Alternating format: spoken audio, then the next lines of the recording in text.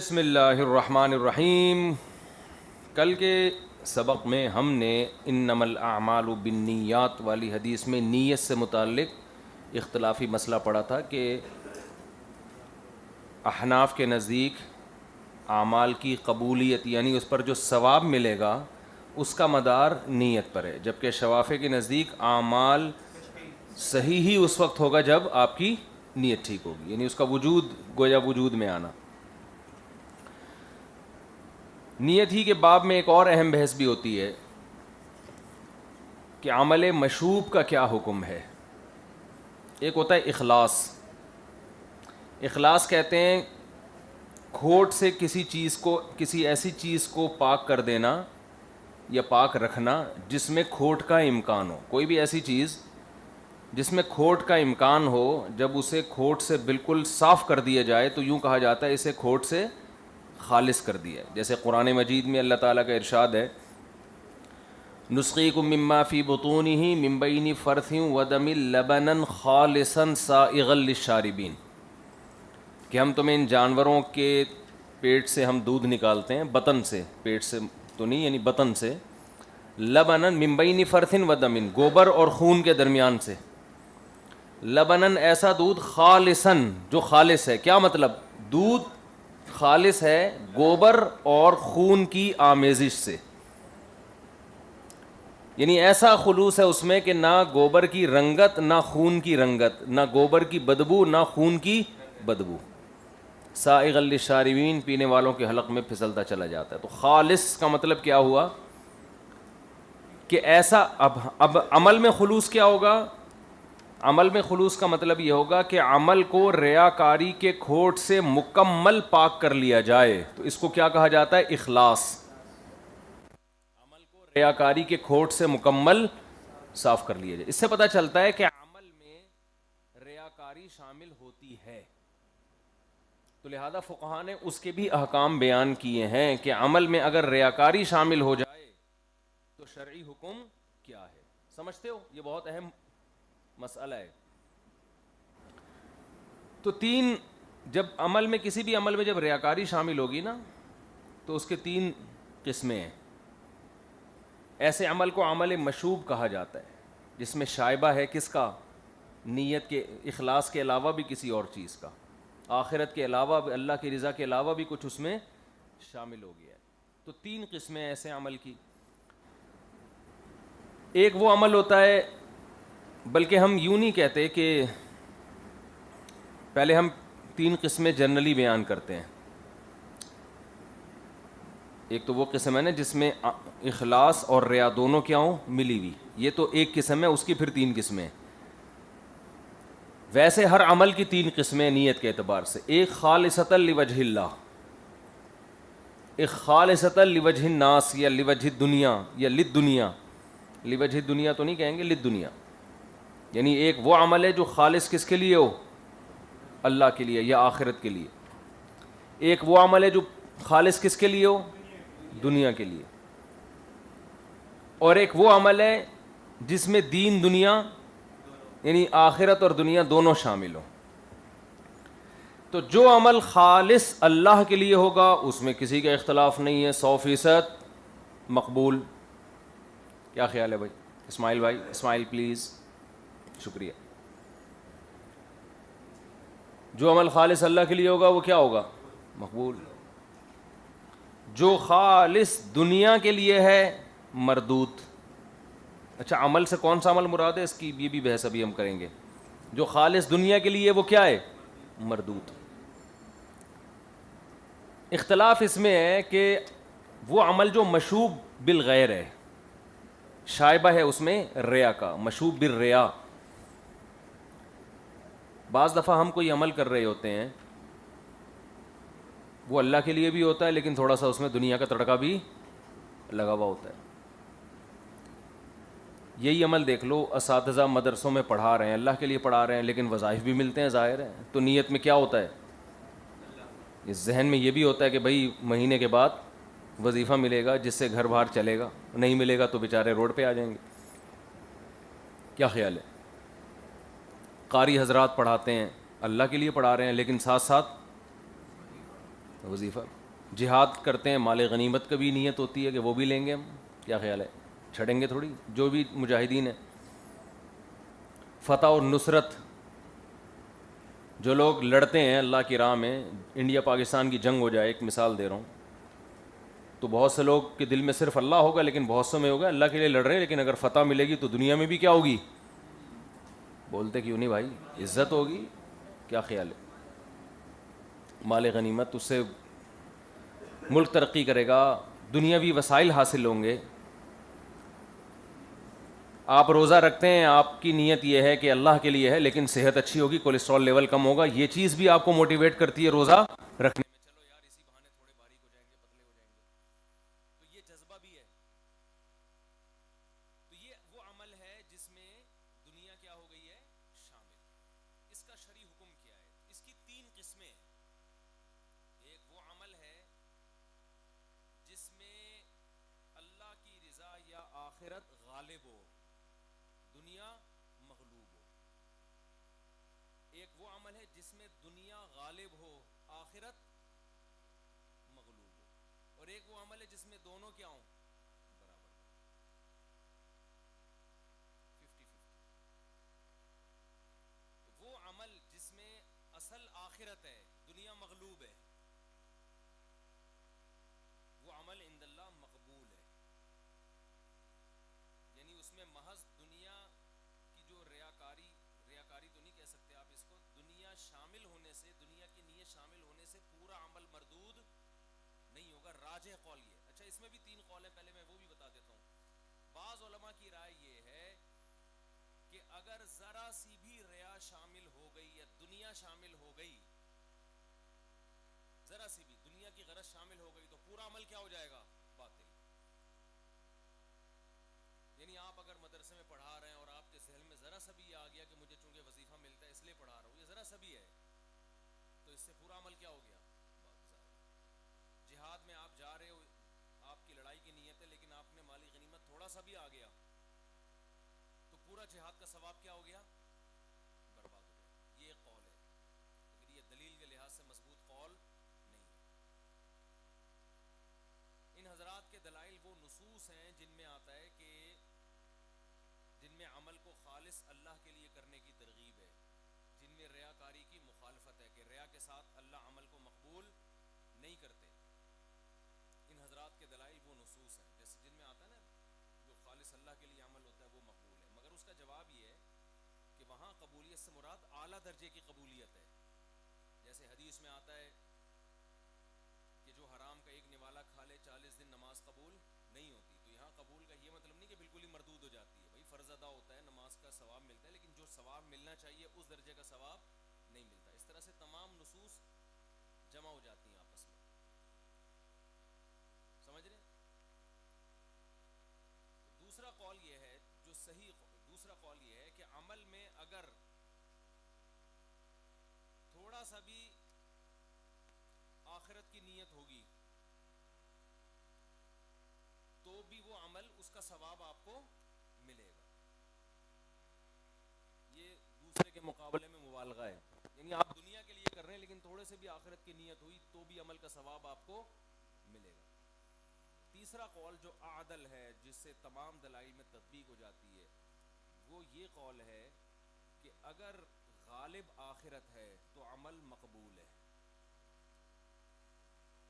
لیکن اس کا ثواب تھوڑا سا دنیا کی غرض شامل ہونے کی وجہ سے کیا ہوگا, کم. یعنی عمل مردود نہیں ہے.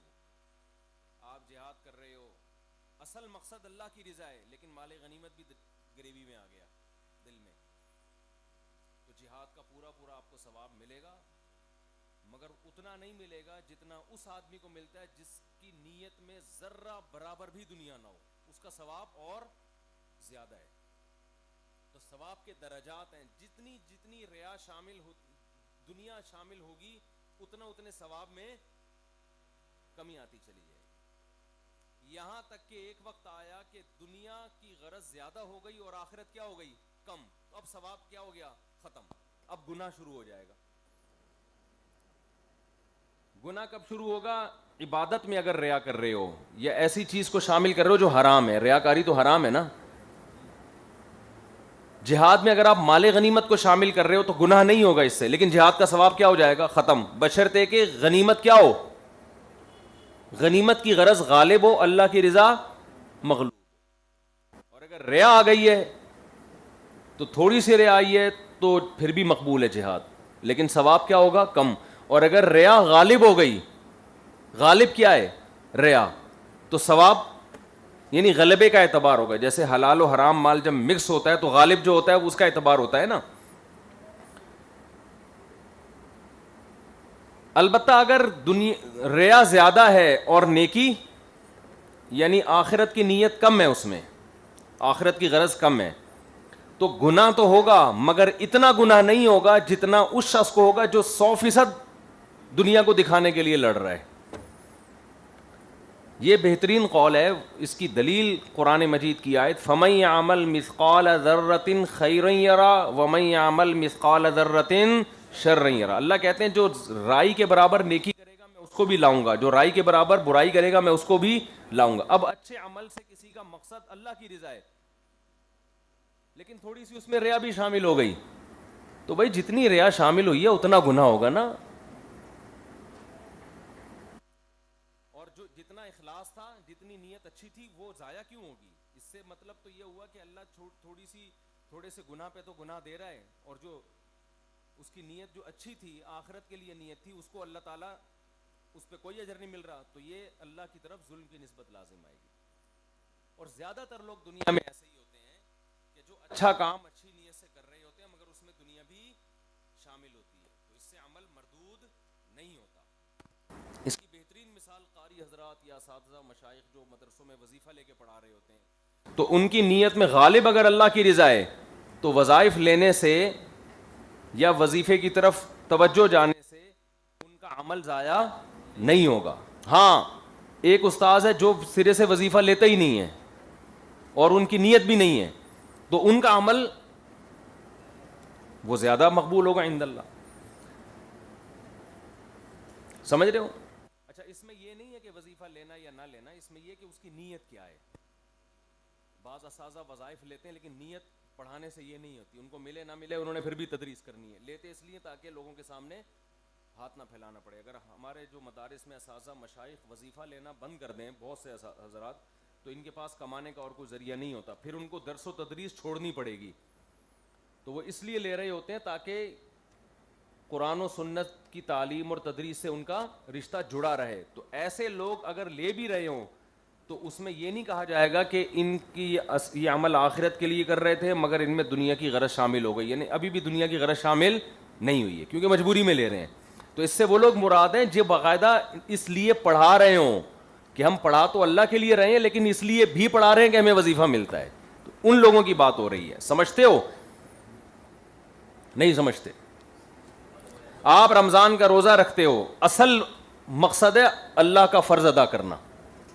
اس کی دلیل یہ ہے کہ اگر آپ کی صحت بنانے کی نیت نہیں بھی ہوتی تو بھی آپ رکھتے، لیکن اس میں آپ کی نیت شامل ہو گئی کس کی؟ صحت بنانے. ڈاکٹر نے بھی ڈائٹنگ کا حکم دیا، آپ نے کہا چلو ایک تیر سے دو شکار، صحت بھی. تو اس نیت کی وجہ سے پورا روزہ آپ کا ثواب آپ کا ضائع نہیں ہوگا، کیونکہ اصل یہ کس کے لیے ہے؟ اللہ کے لیے. کسی استاذ کو وظیفہ نہیں بھی ملے پھر بھی وہ کہتا ہے میں پڑھاؤں گا پھر بھی، لیکن لوں گا وظیفہ. تو اس کا مطلب کیا ہوا کہ اصل یہ کس کے لیے کر رہا ہے؟ اللہ کے لیے کر رہا ہے. سمجھتے ہو؟ جو قاری حضرات پڑھا رہے ہوتے ہیں بچوں کو، وہ اصل اللہ ہی کے لیے. تو اس میں اگر ان کی نیت میں کھوٹ شامل ہو جائے تو اس کھوٹ کی وجہ سے پورا عمل ضائع نہیں ہوتا. یہ بہت اہم بحث ہے چونکہ بہت سے لوگ وہمی ہیں، وہ پھر ان کو ریا کے وہم آتا رہتا ہے اور کہتے ہیں یار ہماری تو یہ بھی نیت ہے تو عمل ہی ضائع ہو جائے گا. تو ایسا نہیں ہے. نبی صلی اللہ علیہ وسلم بہت دفعہ صحابہ کرام کو جہاد میں ترغیب دیا کرتے تھے یہ کہہ کے من قتل قتیلا فلہ سلبہ، جس نے کسی کو قتل کیا تو سارا سامان جو اس کے پاس ہوگا یہ قاتل کا ہو جائے گا. تو صحابہ کو ایک موٹیویشن ملتی تھی، ہاں بھائی زبردست، آخرت تو مل ہی رہی ہے ساتھ میں غریبی میں دنیا بھی ملے گی. تو اس سے ان کا عمل ضائع نہیں ہو، اس سے موٹیویشن ملتی ہے. تو اسی طرح جو طلبہ کو انعامات دیے جاتے ہیں پڑھائی پہ کہ بھائی جو طالب علم پہلے نمبر سے پاس ہوگا اس کو یہ انعام دیا جائے گا, تو ایک دم ایک موٹیویشن ملتی ہے نا. تو شیطان صوفی قسم کے طلبہ کے دل میں ڈالتا ہے کہ اب تو تیرے دل میں کس کی لالچ آ گئی, انعام کی لالچ. اب انعام کی لالچ میں پڑ رہا ہے, اللہ کی رضا تو ہے نہیں. تو یہ شیطان کی طرف سے غلط فہمی ہے, اس لیے کہ اصل تو یہاں بیٹھے ہیں اللہ کے لیے پڑھنے کے لیے. تو اس میں اگر انعام شامل ہو گیا تو اس کے شامل ہونے سے پورا عمل ضائع نہیں ہوگا, کیونکہ بیسک وجہ کیا ہے, اللہ ہے, اللہ کے لیے پڑھنے. تو ایک موٹیویشن مل رہی ہے اس سے, تو یہ جائز بھی ہے, اس کی شریعت میں ترغیب بھی ہے, نبی سے ثابت بھی ہے. سمجھتا ہی کہ نہیں سمجھتا. بلکہ بعض لوگ اخلاص کے اس درجے پر ہوتے ہیں کہ وہ انعام حاصل کرنے کی کوشش بھی اللہ کے لیے کر رہے ہوتے ہیں, یعنی انعام برائے انعام بھی مقصد نہیں ہوتا.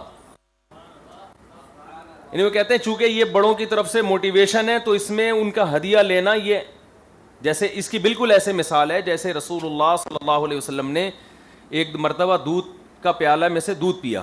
اب آپ صلی اللہ علیہ وسلم کی عادت تھی کہ آپ ہمیشہ دائیں طرف سے شروع کرتے تھے, تو اپنا جھوٹا آپ نے دائیں طرف ایک نوجوان بیٹھا تھا, بائیں طرف حضرت ابو بکر بیٹھے تھے. آپ چاہتے تھے حضرت ابو بکر کو پہلے پلائیں, لیکن آپ نے شروع کہاں سے کیا, کیونکہ سنت ہے. تو آپ نے ان سے پوچھا, دائیں والے صحابی سے, نوجوان تھے, کہ کیا مجھے اجازت دیتے ہو کہ میں اپنا جھوٹا پہلے ابو بکر کو پلا دوں؟ تو انہوں نے فرمایا کہ لن اوثر علی, الفاظ پورے ذہن میں نہیں آ رہے, علی سوری رسول اللہ صلی اللہ علیہ وسلم احدا, کہ میں نبی کے جھوٹے پر کسی کو ترجیح نہیں دے سکتا. اب دیکھو یہ دودھ تو ہے, ہر آدمی چاہتا ہے مجھے پہلے ملے, لیکن یہاں صحابی جو پہلے دودھ پینا چاہ رہے ہیں اس میں دنیاوی غرض مراد نہیں تھی, بلکہ نبی سے محبت کا اظہار, کہ نبی کا جھوٹا پینے کا موقع ملے میں کسی اور کو کیسے پرمیشن دے دوں بھائی. اب کوئی یہ کہ معاذ اللہ یہ دودھ کی ہوس ہے ان کے دل میں, ان سے بھوک برداشت نہیں ہو رہی, تو یہ کمنٹ غلط ہوں گے. یہاں اپنی خواہش بھی پوری کی جا رہی ہے, تو کس کے لیے, اللہ کے لیے. تو بعض اساتذہ جو ہمارے مشائخ میں گزرے ہیں, جو مدرسوں سے تنخواہیں وظائف لیتے تھے, ان کی ایک نیت یہ بھی ہوتی تھی کہ اگر ہم یہ وظیفہ نہیں لیں گے تو ہمیں دین کا کام چھوڑنا پڑے گا, تو یہ لینا بھی کس کے لیے, اللہ کے لیے, تاکہ ہم دل جمعی سے. تو یہ پھر یہ 100% اخلاص ہے. اور بعض کے دل میں لالچ آ سکتی ہے کہ یار تھوڑے پیسے ویسے روکڑا بھی مل جائے تو کیا جا رہا ہے, ان کو ضرورت نہیں ہوتی لیکن پھر بھی لے رہے ہوتے ہیں. تو پھر اس میں یہ دیکھا جائے گا غالب نیت کیا ہے. غالب نیت اگر اللہ کی رضا ہے, درمیان میں دنیا بھی آ رہی ہے, تو غالب کی وجہ سے عمل مقبول ہوگا. اور اگر دنیا غالب ہے, جیسے عموماً اکثر یونیورسٹیوں میں, سب کی بات نہیں ہے, اکثر یونیورسٹیوں میں ایسا ہی ہوتا ہے کہ جو مذہبی اسکالر پڑھا رہے ہوتے ہیں, تنخواہ اصل مقصد ہوتی ہے اور دین کی خدمت ضمناً ہوتی ہے. تو اصل دیکھا جائے گا کہ اصل آپ کی نیت کیا ہے, اور یہ اللہ اور بندہ ہی جانتا ہے, عام آدمی اس پر مطلع نہیں ہو سکتا. سمجھتے ہو بات؟ یہی مسئلہ سرٹیفکیٹ میں ہوتا ہے کہ ہمیں سند ملے گی, ہماری ایک ویلیو ہوگی. تو اس ویلیو میں اگر آپ کی نیت یہ ہے کہ جناب ہمارے پاس ایک سند ہوگی, ویلیو ہوگی, تو ہم دین کا کام زیادہ کر سکیں گے, تو یہ اخلاص کے منافی نہیں ہے. لیکن اس میں آپ کی نیت یہ ویلیو ہوگی تو ذرا عزت بھی ہوگی, معاشرے میں پتہ لگے گا پڑھا لکھا آدمی ہے, تھوڑا سا کالر اوپر کر کے گھومیں گے, تو یہ دنیا شامل ہو رہی ہے اس میں. تو اب دیکھا جائے گا اصل نیت اگر یہی تھی تو یہ عمل آپ کا پڑھائی کا سارا مردود ہو گیا. اور اگر یہ ضمناً شامل ہوئی ہے تو اصل عمل عند اللہ مقبول ہے, مگر ثواب میں تھوڑی سی کمی ہو. سمجھتے ہو؟ دغا دکھنا. اس بارے میں ایک اور بحث بہت اہم ہے, ضروری ہے, وہ یہ ہے کہ یہ جو حدیث ہے انما الاعمال بالنیات, اعمال کا مدار نیت پر ہے, قبولیت کا مدار, اس سے کون سے عمل مراد ہیں؟ ہر عمل اس میں داخل نہیں ہے, یعنی ہر عمل کی قبولیت کا مدار نیت پر نہیں ہے, بلکہ اعمال کی there are three types of اعمال, there are three types of اعمال. ایک ہے جو خالصتاً عبادت ہیں, طاعت ہیں, نیکی ہیں, عبادت, جیسے نماز ہے, روزہ ہے, حج ہے, زکوٰۃ ہے, ٹھیک ہے نا. ایک وہ اعمال ہیں جو مباحات میں آتے ہیں, نہ ان کا کرنا واجب نہ ان کا چھوڑنا واجب, خالص مباح کام جو بذات خود عبادت نہیں ہے, کھانا پینا, چلنا, گپ شپ لگانا, ورزش کرنا, صحیح ہے نا. ایک شہر سے دوسرے شہر شفٹ ہو جانا, ہجرت میں یہی ہوتا ہے نا, آپ ایک علاقہ چھوڑ کر کہاں جا رہے ہیں, دوسرے علاقے. تو ہجرت بذات خود کیا ہے, مباح عمل ہے. تیسرا وہ عمل ہے جو گناہ ہے, خالص ناجائز ہے, حرام ہے. تو جو کام ناجائز اور حرام ہیں ان میں نیت سے وہ اچھے نہیں بن جاتے، کتنی اچھی نیت ہو. ایک آدمی شراب پی رہا ہے اس نیت کے ساتھ کہ اس سے میرا دماغ ریلیکس ہوگا تو میں اللہ کی عبادت زیادہ اچھے طریقے سے کر سکوں گا. ایک آدمی کسی شرابی کو تبلیغ کرنے کے لیے جاتے، بہت اہم موضوع آج کل، اس کے بھی عمل نہیں ہو رہا. ایک آدمی شراب خانے جاتا ہے دین کی دعوت دینے کے لیے. شرابی کہتے ہیں ہم تمہاری بات اس شرط پہ سنیں گے کہ ایک گھونٹ تم بھی پیو. اب آپ کہتے ہو کہ یار اگر میں نے گھونٹ نہیں پیا تو یہ مجھے شراب خانے سے نکال دیں گے، میری بات نہیں سنیں گے اور یہ ہمیشہ شراب میں رہیں گے اور بالآخر جہنم میں جائیں گے. تو اگر میں ایک گھونٹ پی لوں اور اس کی وجہ سے ان کا دل نرم ہو جائے اور یہ میری بات سننے پر آمادہ ہو جائیں تو اس کی وجہ سے، اور ایک گھونٹ سے مجھے تو نشہ بھی نہیں آئے گا اور عادت بھی نہیں پڑے گی اور میں مضبوط آدمی بھی ہوں، لیکن اس کا فائدہ یہ ہوگا یہ درجنوں اور سینکڑوں لوگ جہنم کی آگ سے بچ جائیں گے. یہ ہوتا ہے نا لاجک، آج کل ٹیکنیکل قسم کی لاجکس لوگوں کے پاس بہت زیادہ ہے کہ ایک گھونٹ سے مجھے کوئی نقصان نہیں ہوگا، نہ مجھے نشہ چڑھے گا. لیکن یہ کہ اتنے لوگ، پھر ان میں بڑے بڑے لوگ ہیں اپر لیول کے، اور پھر یہ آگے 10 کو تبلیغ کریں گے، پھر تو ایسے تو آدھے ملک کے آدھے شرابی جہنم سے بچ جائیں گے. آپ کو 100% یقین بھی ہو کہ بچ جائیں گے، نیت کتنی اچھی ہے آپ کی، مگر آپ کے لیے ایک گھونٹ پینا اس بیس پر حلال نہیں ہے، کیونکہ یہ معصیت ہے، گناہ ہے. اس میں آپ کتنی اچھی نیت کر لیں، کتنے اچھے لیبل لگا لیں، کسی اچھی نیت کی وجہ سے جو گناہ ہے وہ حلال نہیں ہوتا. سمجھتے ہو؟ اسی طرح یاد رکھو جھوٹ بولنا بھی گناہ ہے یا نہیں ہے؟ توریہ کرنے کی شریعت میں بعض مواقع پر اجازت ہے. تبلیغ کی نیت سے بھی آپ توریہ کر سکتے ہیں.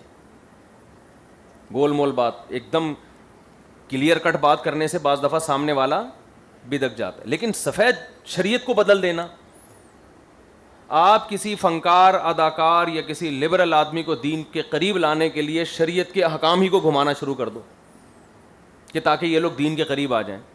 جیسے لبرل طبقے کو آپ دین پر لانے کے لیے بولو کہ یار داڑھی چھوٹی رکھنا بھی جائز ہے، بڑی رکھنا کوئی اتنا ضروری نہیں ہے، تاکہ لبرل لوگوں کو جو داڑھی سے ایک وحشت ہے کم از کم اس بہانے دین کے قریب تو آ جائیں گے نا. اس کی آپ کو پرمیشن بولو نا نہیں ہے، کیونکہ یہ غلط مسئلہ ہو گیا نا، تو حرام ہے، معصیت ہے. آف اللحا وقص الشوارب حدیث میں آتا ہے داڑھی بڑھاؤ، بخاری مسلم کی متفقون علیہ صحیح احادیث ہیں، تمام آسمانی مذاہب اس پر متفق ہیں. تو اب آپ یوں تو کر سکتے ہو کہ یہ مسئلہ بیان ہی نہ کرو. آپ ہر مسئلہ ہر جگہ بیان کرنے کا نہیں ہوتا. لبرل لوگوں کو دین کے قریب لانے کے لیے کہ پہلے یار نہیں نماز روزے پر آ جائیں، داڑھی کے مسئلے بعد میں، ابھی اتنا ان کا مینٹل لیول نہیں ہے نا، ان کے لیول سے اوپر کی بات ہو جائے گی. وہ نماز نہیں پڑھ رہا، وہ اسلام کو برا بلا کہہ رہے، ایک دم داڑھی سے شروع کر دیں. اب کیا خیال ہے؟ تو خاموشی اختیار کی جا سکتی ہے، لیکن یہ نہیں ہو سکتا کہ کوئی آپ سے آ کے پوچھے تو آپ جواب میں کہو کہ جی دین کے قریب کرنے کے لیے ہاں بھائی کوئی اسلام میں اتنی ضروری نہیں ہے. تو ایسا نہیں ہے، اسلام میں داڑھی کاٹنا گناہ کبیرہ ہے. سمجھتے ہو کہ نہیں سمجھتے؟ یہ بھی آج کل مبلغین میں بہت بیماری بڑی پھیل گئی ہے. دین کی تبلیغ کے لیے، لوگوں کو دین کے قریب لانے کے لیے معصیت کا ارتکاب کر لیتے ہیں اور کہتے ہیں ہماری نیت اچھی تھی. سمجھتے ہو؟ ہاں البتہ کچھ چیزیں ایسی ہیں جو بذات خود معصیت نہیں ہیں، بلکہ معصیت کا ذریعہ ہونے کی وجہ سے ان کو برا کہا جاتا ہے. تو ایسی چیزوں میں گنجائش نکالی جا سکتی ہے. سمجھتے ہو؟ جیسے مخلوط ماحول میں جانا، یہ بذات خود گناہ نہیں ہے. یہ اس لیے گناہ ہے کہ یہ گناہ، یہ بے حیائی کو پھیلانے کا ذریعہ بنتی ہے یہ چیز. تو مخلوط ماحول میں کوئی جا رہا ہے اچھی نیت کے ساتھ کہ میں وہاں جا کے ان کو سمجھاؤں گا، تو پھر ٹھیک ہے، کیونکہ نہ وہ بدنظری کر رہا ہے، نہ وہ زنا کر رہا ہے، نہ کچھ اور غلط کر رہا ہے، ایک ذریعہ کو وہ استعمال کر رہا ہے، تو اس میں گنجائش کا پہلو نکلتا ہے. لیکن عین معصیت کی قطعاً کسی صورت میں اجازت نہیں ہے کسی کو خوش کرنے کے لیے یا کسی کو دین کے قریب لانے کے لیے. قل ما یکون لی ان ابدلہ من تلقاء نفسی، نبی صلی اللہ علیہ وسلم سے مشرکین مکہ نے یہ کہا تھا کہ آپ تھوڑا سا ہمارے ساتھ کمپرومائز کر لیں، اسلام کے جو کچھ احکام تو ہم بھی پھر ایمان لے آئیں گے. تو قرآن نے کہہ دیا کہ آپ کو کمپرومائز کرنے کی اجازت نہیں ہے، تبدیلی کی اجازت. ایسا کمپرومائز کہ دین میں تبدیلی ہو جائے، یہ نہیں ہو سکتا. ہاں جو ذرائع ہیں جو بذات خود مقصود نہیں ہیں ان میں بہت زیادہ لچک ہونی چاہیے. تو گناہ میں نیت کا کوئی عمل دخل نہیں ہے، اچھی نیت سے گناہ جائز نہیں ہو جاتا. سمجھتے ہو؟ دوسری بات، یہ آج کل لبرل لوگوں کو دین کے فنکار اداکار اور لبرل طبقے کو دین کے قریب لانے کے لیے نا بہت سارے گھمانا شروع کر دیا ہم مذہبی اسکالرز نے، بہت دائیں بائیں چیزیں، اور پھر ان کا مجمع بھی بڑھ جاتا ہے تو اس سے خوش ہوتے ہیں، دیکھو مولویوں کے پاس 4 آدمی بیٹھتے ہیں، ہمارے پاس 4 کروڑ لوگ بیٹھتے ہیں، کیونکہ مولویوں کی باتیں بہت سخت ہوتی ہیں. بھائی باتیں سخت یا نرم کی بات نہیں ہے، صحیح ہوتی ہیں یا غلط ہوتی ہیں. صحیح ہوتی ہیں تو 4 آدمی آ جائیں ٹھیک ہے، غلط ہوتی ہیں تو 4 ارب کو بھی اکٹھا کر لو گے، آخرت میں عمل آپ کا مقبول نہیں ہوگا. نوح علیہ السلام صحیح باتیں کرتے رہے، 950 سال میں 40 آدمی آپ کے ہم نوا بنے ہیں بس، لیکن کامیاب ہو گئے ان 40 آدمیوں کے ساتھ. اور اگر وہ لچک رکھ لیتے، چلو یار تمہارے 2-4 بت کو میں مان لیتا ہوں، تم میرے کہنے سے 4-5 ختم کر دو، 4-5 ہم تمہارے مان لیتے ہیں، تو ایسا نہیں ہوتا. سمجھتے ہو بات کو کہ نہیں سمجھتے؟ شراب چھوڑنا صحابہ کے لیے کتنا مشکل عمل تھا، لیکن اسلام نے کہا کہ حرام، بس پابندی لگ گئی. اچھا، ایک تو یہ بحث ہے. دوسرا وہ عمل ہوتے ہیں جو خالص طاعات ہوتی ہیں. تو طاعات جو خالص عبادتیں ہیں ان کو ریا کے خوف سے چھوڑنا ٹھیک نہیں ہے. جیسے گناہ اخلاص کی نیت کے ساتھ، اچھی جذبے کے ساتھ کرنا ٹھیک نہیں ہے. تو طاعات میں جو فرائض اور واجبات عبادتیں ہیں ان میں اگر 100% بھی ریا ہو تو بھی ان کو ریا کی خوف سے چھوڑنا ٹھیک نہیں ہے، بلکہ ریا کی اصلاح ضروری ہے. نہیں آ رہی بات سمجھ میں؟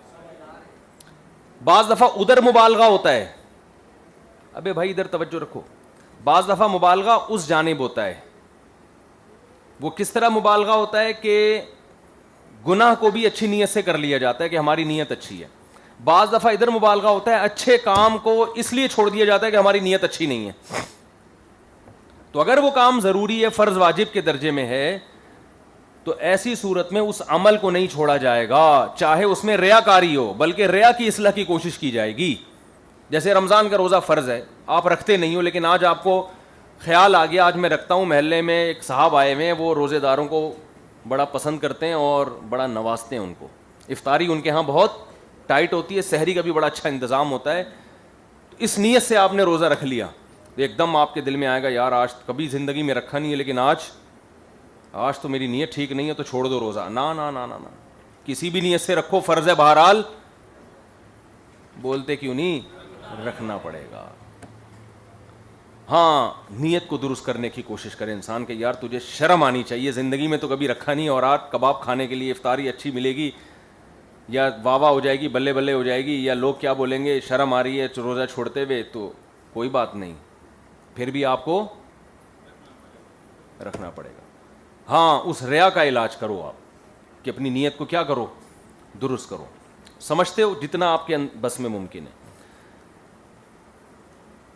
تو یہاں بھی مبالغہ ہوتا ہے، تو طاعت. اور تیسرا وہ عمل ہے، اچھا اس میں مستحبات میں کیا حکم ہے؟ مستحبات میں یہ تو فرائض واجبات ہے نا، عبادات کا ایک عنصر وہ ہے جو فرض واجب نہیں ہے. بہت اہم بحث ہے، اس کو خوب اچھی طرح پلے باندھ لیں. سمجھ میں نہیں آ رہی؟ عبادات میں کچھ عبادتیں وہ ہوتی ہیں جو فرض واجب نہیں ہوتی بلکہ کیا ہوتی ہیں؟ مستحب یا سنتیں. اچھا، سنت موقدہ بھی بہرحال پڑھنی ہے، واجبات بھی پڑھنے ہیں، چاہے ریا ہو یا نہ ہو، وہ تو فرض ہے آپ کے ذمے، آپ کو کرنا آ بھی رہی ہے تو اس کی اصلاح کی کوشش کی جائے. تیسرا درجہ وہ ہوتا ہے مستحبات کا. تو مستحبات جیسے اشراق کی نماز ہے، تہجد کی نماز ہے.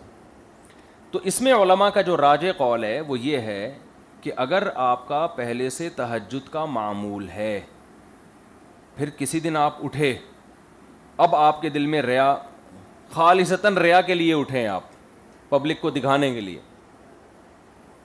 تو معمول ترک نہ کیا جائے، اس ریا کی اصلاح کی بولو کوشش کی جائے.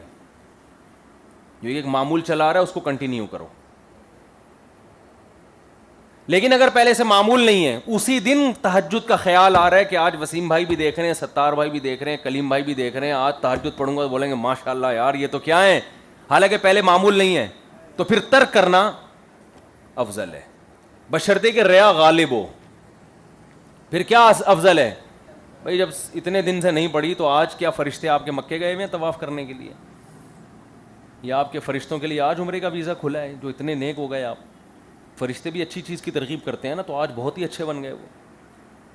کیا خیال ہے؟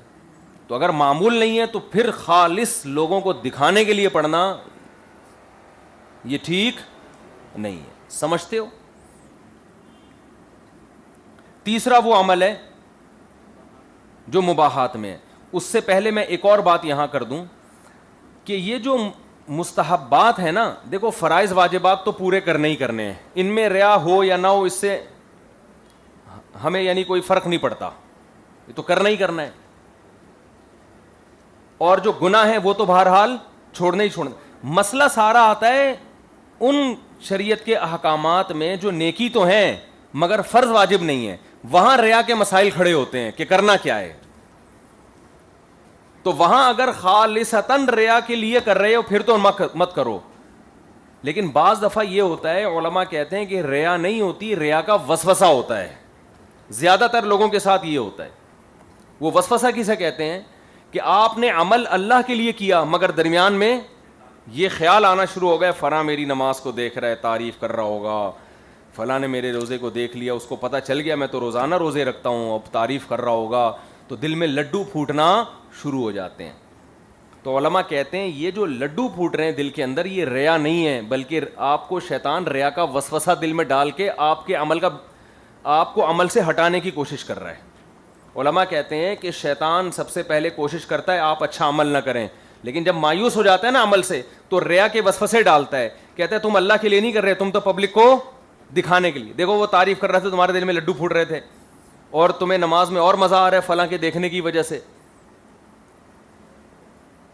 تو اس لیے علماء کہتے ہیں یہ ریا نہیں ہے بلکہ ریا کا وسوسہ. اس کا علاج یہ کہ وہ عمل اور دکھا دکھا کے لوگوں کو کیا جائے، ایسی کی تیسی کر لو تعریف.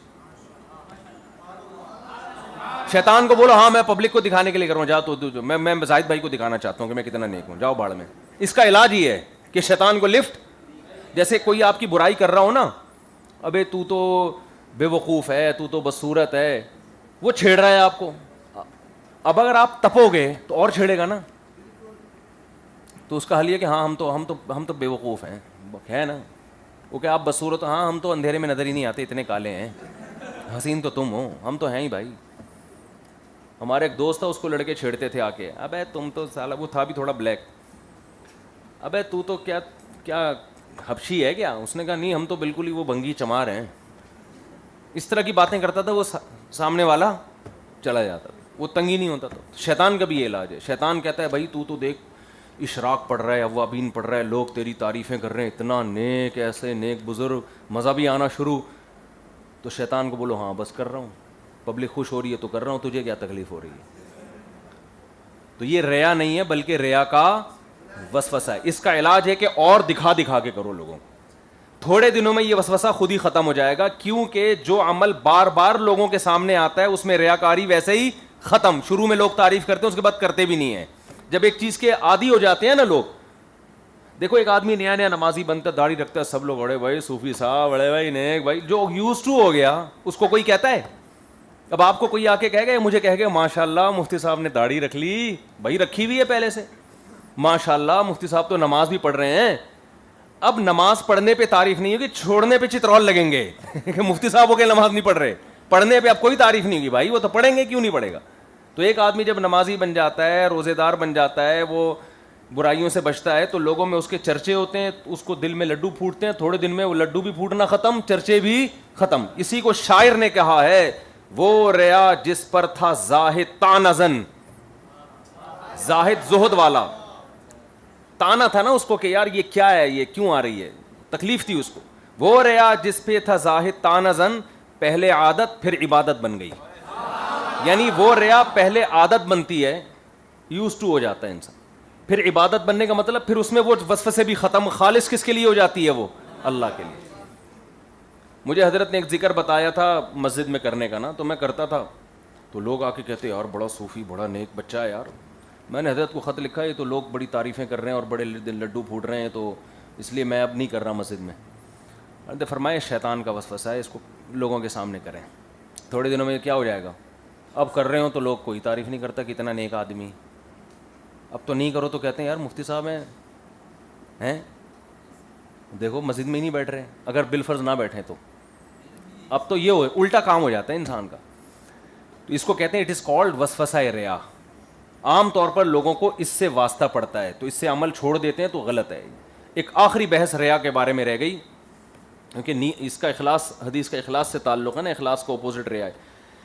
تیسرا وہ عمل ہے جو مباحات کہلاتے ہیں. یہ آپ نے پورا خلاصہ تیار کر کے لکھنا ہے اس کا, امتحان میں اتنی لمبی بحثیں نہیں ہوتی.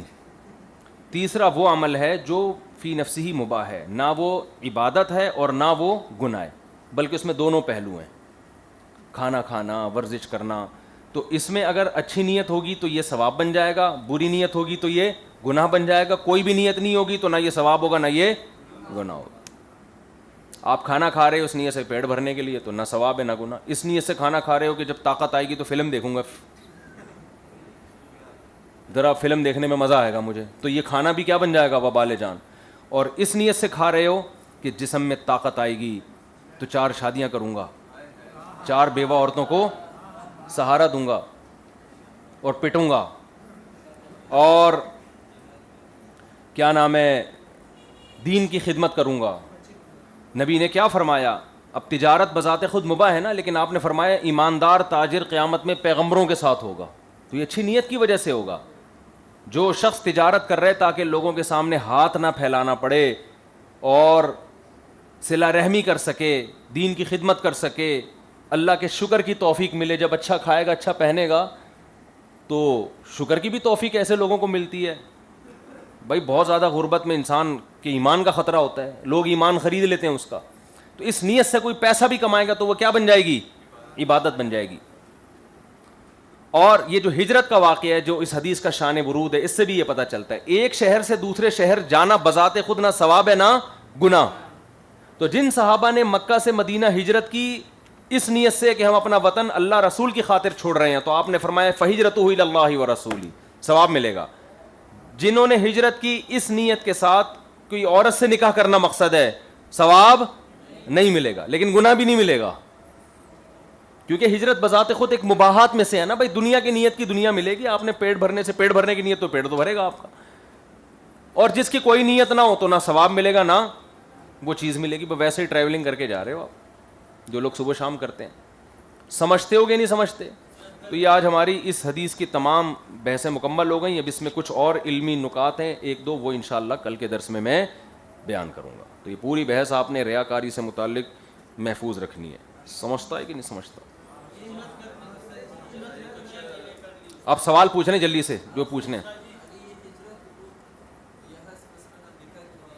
اگر ہجرت یہاں سے امریکہ کے لیے کر رہا ہے, دین کی تبلیغ کے لیے کر رہا ہے, ثواب ملے گا. پیسے کمانے کے لیے کر رہا ہے تو پیسے ملیں گے, اور پیسے کمانے سے نیت ہے کہ اسلام کی خدمت یا عفت اور پاک دامنی سے زندگی گزار سکوں تو امریکہ جانے پہ بھی ثواب ملے گا اس کو, کیونکہ بذات خود ایک مباح کام ہے نا. کوئی نیت نہیں تھی تو کچھ بھی نہیں ملے گا, امریکہ کا ویزا ملے گا.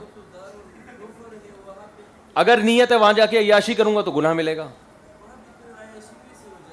نہیں, ہر آدمی کی نہیں ہوتی. بہت سے لوگ وہاں جا کے نیک بنے ہیں زیادہ. کسی نے سوال پوچھنا ہو تو پوچھیں جلدی سے. 1 منٹ, زاہد بھائی کیا پوچھ رہے ہو؟ بس یار مائک کے بغیر اب ٹائم کم ہے نا, تو میں خود ہی سوال کو ریپیٹ کر دوں گا. جی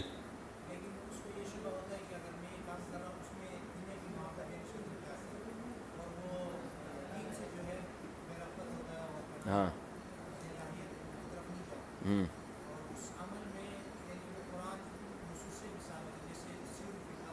ہاں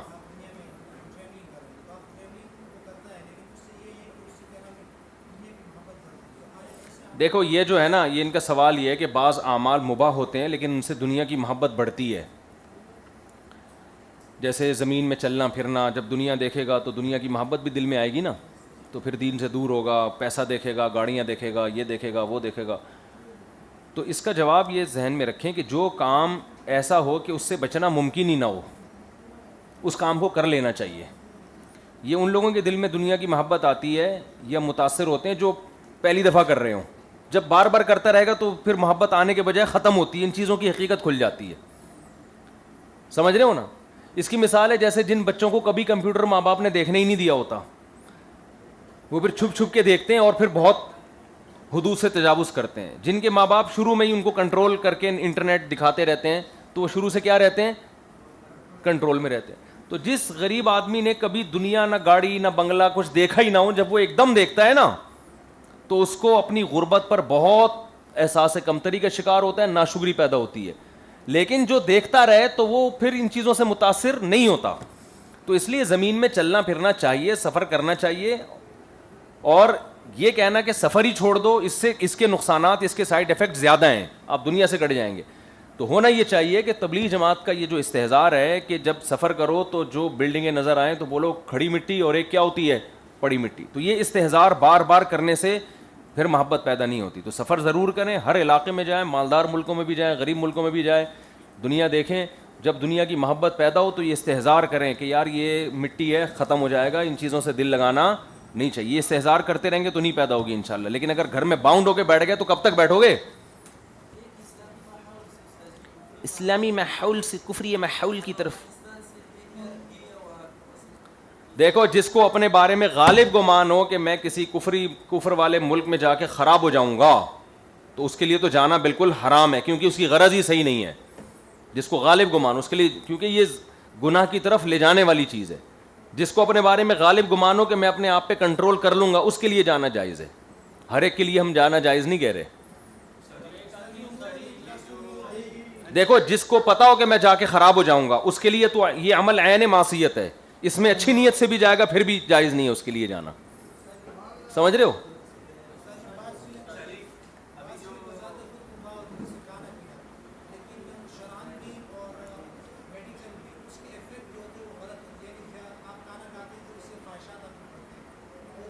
دیکھو خواہشات تو بڑھتی ہیں تو طاقت بھی تو آتی ہے نا. تو اس طاقت کو جائز چیزوں میں استعمال کرو، ناجائز میں نہیں کرو استعمال. یہ چیز ایسی ہے کہ اگر آپ اس سے بچو گے تو یعنی دنیا میں چل نہیں سکتے. پھر آپ ایسا حل دینا چاہیے نا جو عملاً ممکن بھی تو ہو نا. یہ تو ہندو پنڈتوں نے حل نکالا ہے کہ بالکل دنیا سے الگ تھلگ ہو جاؤ تاکہ گناہ ہی نہ ہو. تو وہ عملی طور پر یہ معاشرے میں چل نہیں سکتا. یہ تو رہبانیت ہے. تو اسی دنیا میں رہ کے ہی بچنا ہے، کھانا بھی ہے، پینا بھی ہے.